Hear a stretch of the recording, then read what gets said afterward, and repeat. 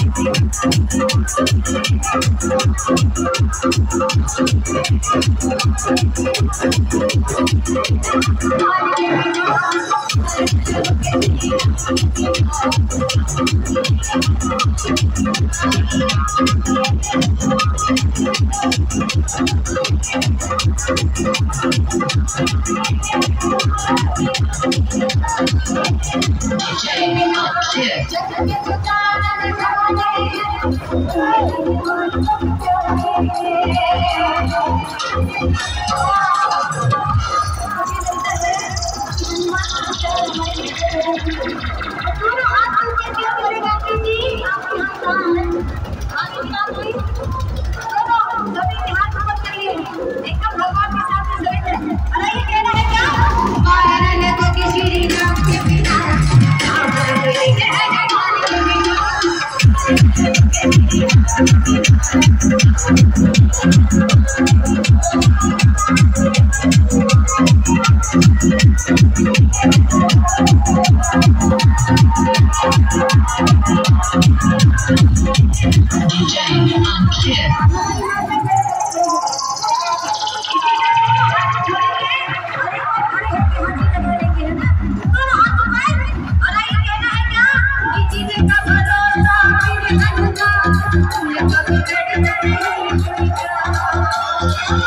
Thank you.